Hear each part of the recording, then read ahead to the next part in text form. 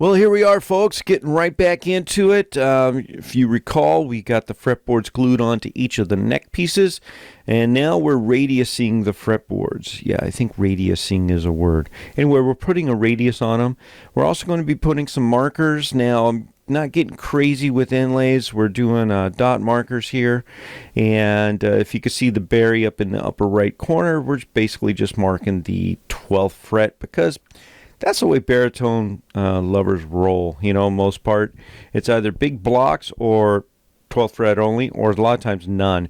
But I'm just putting a little metal piece in there. Kind of looks cool, a little medallion. And then on the bass, we're going to go with, looks like white pearl. And on the guitar, it kind of jumped ahead. We already got some. I put abalone in on that one. So we're going to do a couple different things with the fretboards here, aside from the inlays, mixing them up, is we're also going to do different radiuses. So the bass has got a 10-inch radius, guitar at 12, and then the baritone's going to be a 12-16 combo.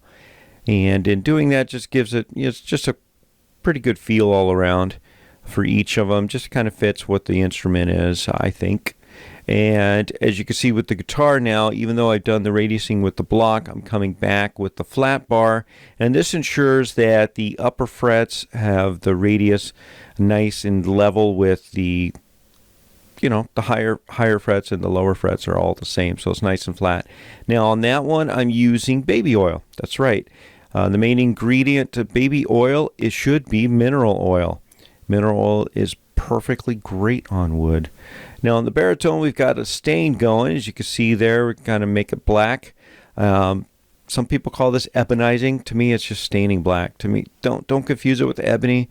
It's not the same. And if somebody sells you a hunk of wood that's been ebonized and calls it ebony, take that hunk of wood and give it back to them in the appropriate manner. Of course, I'm not inciting violence here. But look at the bass. See what I got going on there? Basically just filling in any little spaces because we use drill bits that don't always exactly match the inlays. So that's just our best way to fill them and make them look all nice and pretty. And as you can see with all this sanding, we're going to get plenty of fill material from that mesquite. I like to save some. Now on the baritone, what I'm doing with the black stain is I'm using a lot of India ink and a little bit of trans tint with alcohol, and just mixing that, really getting that soaked into the wood there. And then I'm going to come back over with black shoe polish, and that just waxes it all in there, gets it really nice and sealed. There I am collecting dust, mesquite. Those little bottles, those are pretty cool. You pay about $3 for them, but they got this really great little drink in there. Okay, and then now back to the bass. Now this one I am darkening up, but for that one I'm just using RIT clothing dye. This is one of those points where I'm supposed to be doing some type of close-up and come up with some kind of pun for putting in fret wire.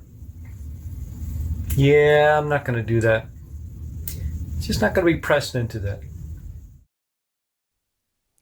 And here we are getting the frets in. Now, I'm still learning ways that I like to do this, and experimenting with different methods, and trying to figure out, what is James, how does he do frets? But this is becoming the way I really like doing it. Now I'm using a wood glue that I've watered down just a touch, just to make it thin. Use a little carved popsicle stick, and what that does is that allows me to wick that glue into the fret slots a little. And yeah, it's sloppy, makes a little bit of a mess, but the best part is it just wipes up. Now I'll have a rag with a little glue and simple green mixed into it, and I come back and I just wipe that off. Now I like to keep the roll going when we're dealing with nickel. With stainless, sometimes they do a better job if you trim them first. But with the nickel, I just roll it right in there, hit it with the hammer a little bit to hold it, and then use the press for the rest of the way. Now this press has different inserts, so with each of these I had to put in a different radius insert, whether it was the 10, the 12, or the 16. Other than that, it's a pretty simple method, and I just feel really confident that when I use the press that they go in there really well, and you feel the click. You just feel it go in. What can I say? That's just what I feel more confident in doing. Like I said, there's a lot of ways. And if you've never done a fret job and want to get into it, please don't watch my videos. Watch others. There's a lot of really good instructional videos and guys out there to show you what to do. I've only done like about 100 now, and like I said, I'm still learning, still going over different processes that I like to do. All right, and one thing I do like to do is I like to check it with the rocker as I go, especially since I'm pressing them in with that press. If there's a high spot or something that needs to be hammered again or put down with the press, then I want to know it now. Because once that glue sets, it's a little harder to do it. A lot of times you got to pull the fret and start all over. And that I don't want to do that.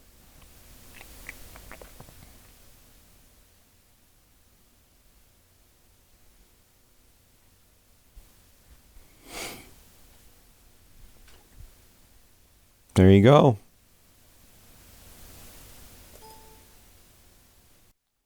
Now here I've got a little profiler template, and basically what that does is exactly what it sounds like. It just gives me a little profile of the neck. I've got it set, the profiler itself, that little piece of MDF, is about 26 millimeters. So when I cut that wood, it's a little bit thicker than we normally would want.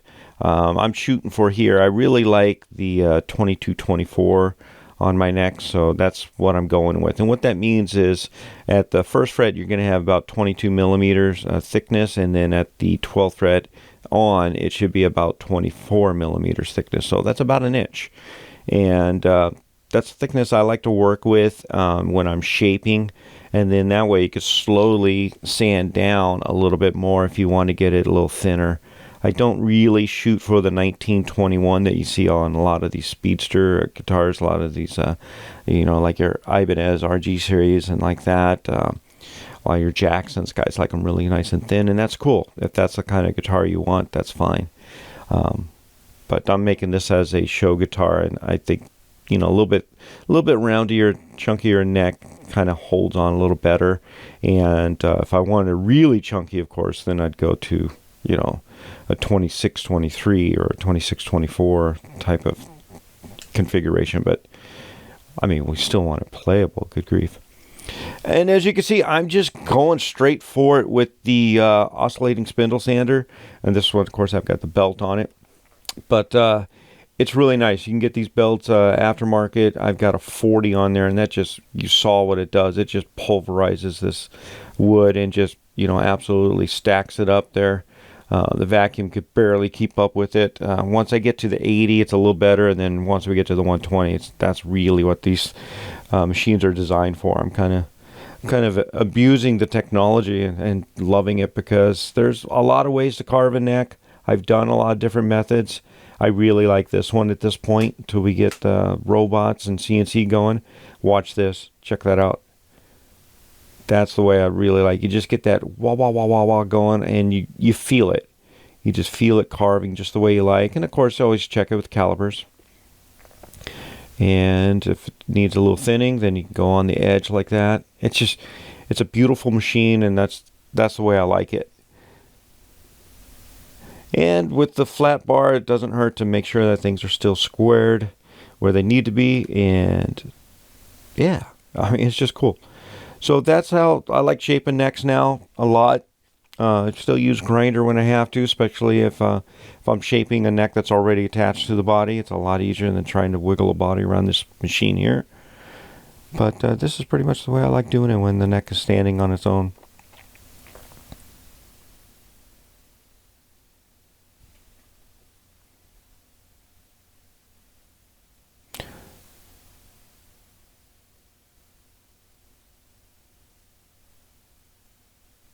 There we go. The right thickness. That's where we want it. And then we take the rest and do it by hand. Now, if you notice, what I've got here is basically sticky sandpaper just stuck to the glove there.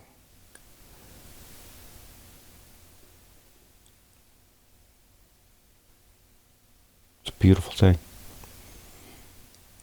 And then just lots of sanding involved. And what's beautiful is this mahogany that I'm using here is that Meranti on the outside edges, and it's really nice to carve. And then I've got, of course, the harder walnut in the middle. and it's really cool. The poplar's the same way. I know it's kind of weird. I'm using poplar for a neck. You don't always hear about it, but it gets done a lot more than people realize, and it's a fantastic wood for a neck. And again, I'm just making sure that just kind of like that flatter feel around the edge of the fretboards, and just getting that going. And as a consequence, I am kind of getting the fret tangs taken care of a little bit here, but they're far from done. We'll be finishing frets later. But this just gets it just really nice. And of course on the black one, looks like I'm going to have to restain. But, you know, it is how it is. Look at that. There's nothing better than the feel of a neck. And we all know what neck should feel like. So that's why I use the glove method with the sandpaper. Because I could put that in my hand and I know what that back of that neck should feel like to my hand, because that's the hand I use when I play. So I just keep sanding until it feels like it's supposed to feel like a guitar neck.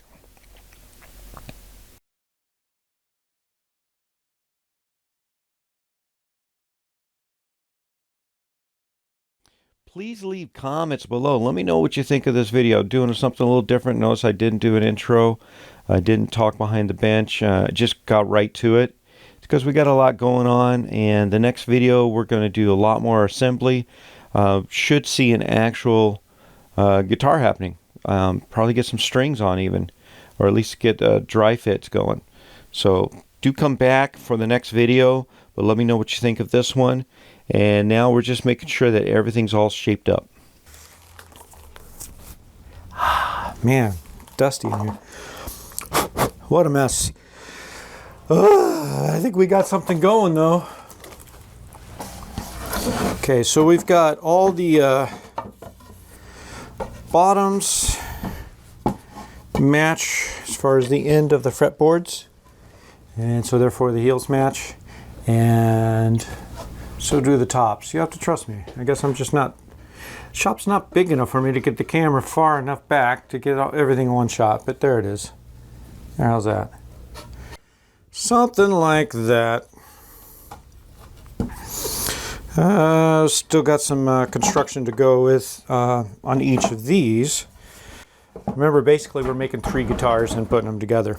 So what we've got to do now is take and get these things nice and sanded flat, and find some wood to widen them out. That way the bridge pieces will hold. Because we've got about 60 millimeters for each bridge. So I've got to do that. Now you notice on the black one, we've obviously have to go back and restain the sides. And of course they all need side dots, so I'll need to put those in. Yeah, this one's going to get a little more stain to it. So these are probably going to get white dots all around. Just be easier to see anyway. Excuse me, man. As much as I wore a mask and everything, I had the air filters going. Lots of dust in the room. I'm going to have to clear the room for a little bit.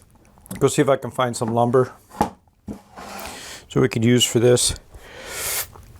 Sand it up, get it glued on, clamped up, and then that will be it until next time. So if you